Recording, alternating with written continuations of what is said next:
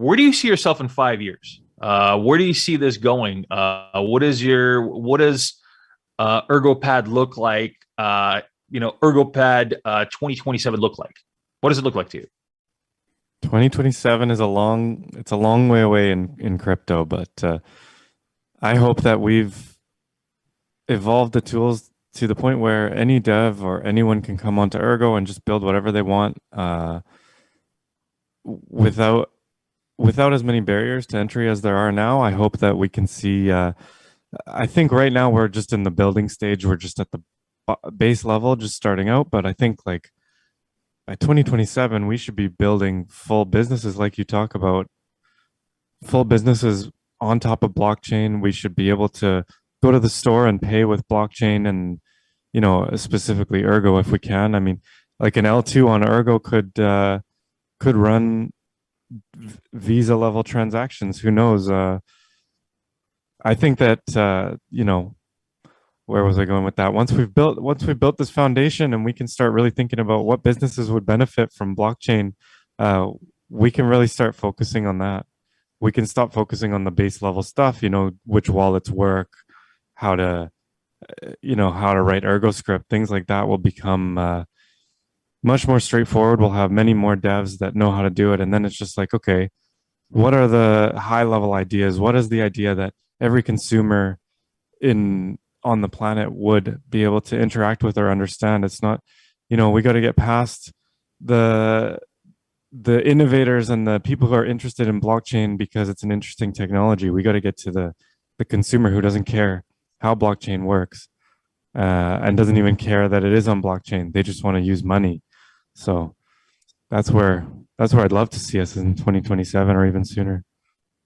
That's I think we had a similar thing that we brought up yesterday on Bullish Dumplings Twitter space when Joe and I were on her Twitter space yesterday.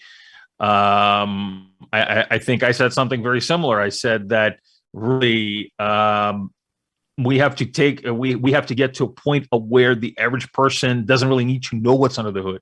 Yeah. They just need to know that it works, and they need to know that it makes their life easier, and that's why they want to use it. And that's where we need to get to. I don't want to have to explain to my mom what a consensus protocol does. I can just tell her that you use this is going to make when I send you money, it's going to be fast and cheap and easy for you to get to, and you can spend it in other places. It's just, it's that simple. And this is just a very rudimentary example, but again, we don't have to explain why or what's under there. We don't have to explain how. We don't need to have to explain how. Just to explain why they should care. How does it benefit them? And yeah, exactly. What is the benefit? Why should they care? Why is it better than what they already have? There's I'll leave this off with something that I remember from, I think it was like ninth grade history, and I forgot who said this, and this was like I think it was a politician or something back in something like mid 19th century. He said that an American politician, I might have been a politician, said that everything that is needed has already been invented.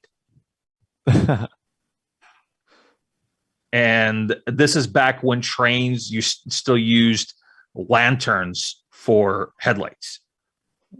I mean, think about that. And this is a paradigm. This is humans think that this way. Everything, when you're living in today, the average person will probably think that everything that they really need has already been invented, because not everybody is an innovator. And when you bring innovation, you have to explain why should they care and why this invention has to be added to that list of things that have already been invented that they need. So if you understand that, you will understand what it will take for us to achieve mass adoption.